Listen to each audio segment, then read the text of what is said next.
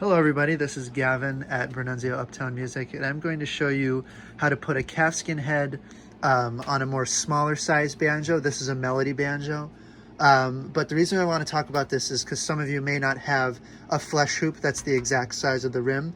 So I'm going to show you how to kind of go around that and to make your own flesh hoop. So without further ado, let's get started. So first we're going to remove the neck off of this one, and I'm going to do a little time-lapse video on that.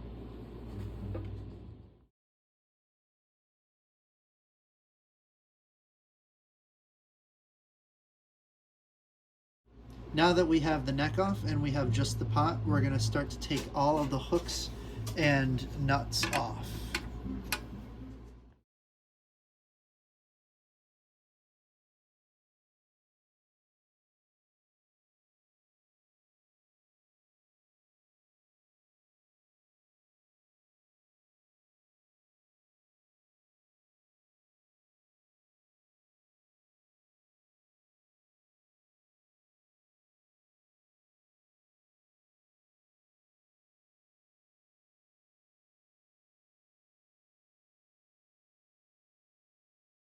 Now you can remove the rim and the head.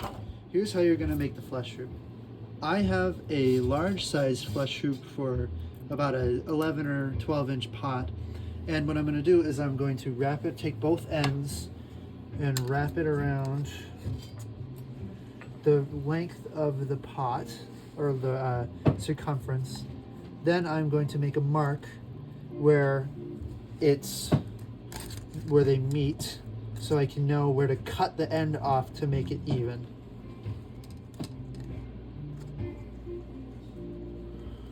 And I have my marker.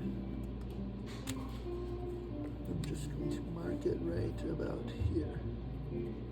Okay, great. Now I'm going to clip where I marked, right here.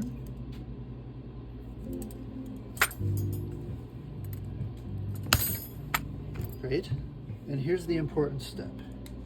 Where I clipped that at the mark, you're going to find where that end is right here and make a mark exactly where that end is on the other part of the flesh hoop. And then you're going to clip that off as well. I'm going to clip at the mark right here.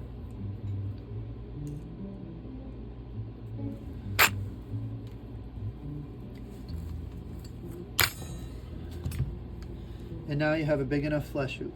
Now after you cut the two ends, it's recommended that you solder each end shut. You can bring them a little closer, but I have them clamped just like this. And soldering it will help you make sure that it doesn't expand out when you're trying to put the head on. Now to make the head a little bit more malleable and easier to put on, you're going to soak it in warm water.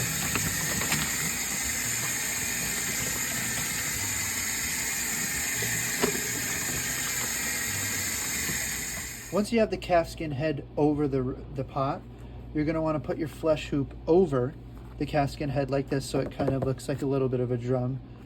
Then you're going to move all of the flaps inwards like this. And you're going to want to make sure you know where the top of the dowel stick entry is. So that's right here where you can reattach the neck. And make sure you know where the top of your rim is, and place it over. Now from this step, you're going to want to take 4 of your hooks, place them into the shoes, and start to finger tighten each one evenly. So there's one. I'm going to put it directly across. Let me just get a thing here. Not right here. You're going to put it directly across from that one. Tighten this.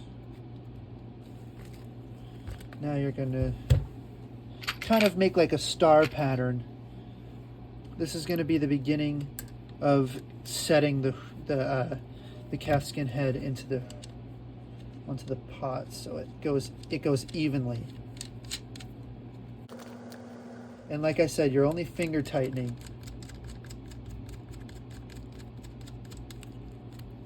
Now once you have them finger tightened, feel free to pull these so you don't have these kind of little lips. It securely goes around the flesh hoop. Like this. Like this. Pull this out.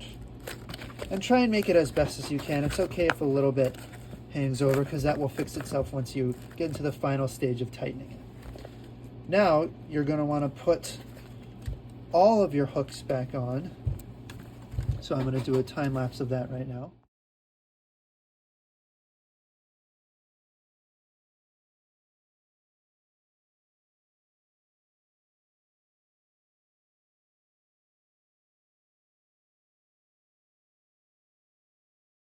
Now once you have all the hooks on and securely fastened, you're going to want to tighten the head to your liking. I usually do, I want it to be around, decently around the rim here. Let's see.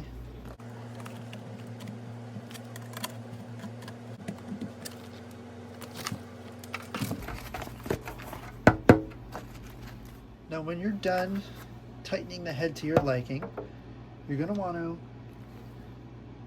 take your razor blade. You're going to want to cut just right before the rim. It's going to be a little tricky to kind of go around the hoops, but you can always clean it up later. This is just to cut all the excess off.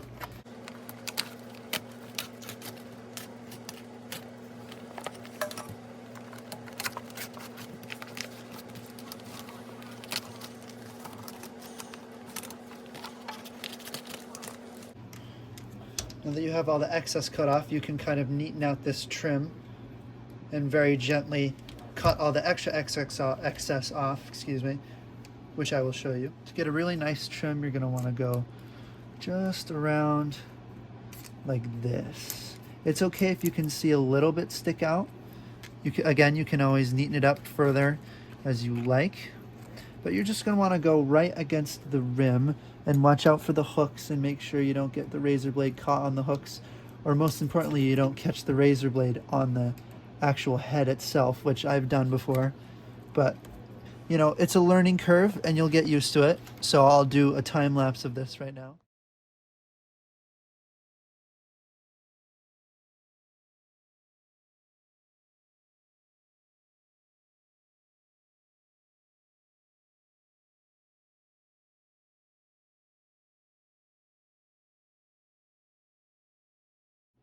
Now that you have all the excess cut off, you want to make sure that this is really neat around the hoop and the rim, and that'll ensure that your head is nice and tight enough to make a proper sound. I have this really set up tight because it's for a melody banjo, like I was saying earlier.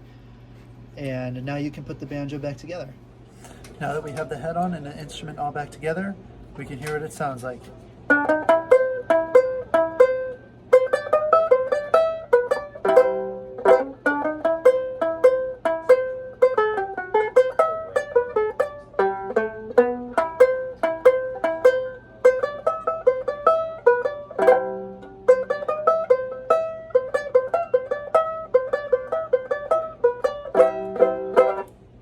Here's the melody banjo.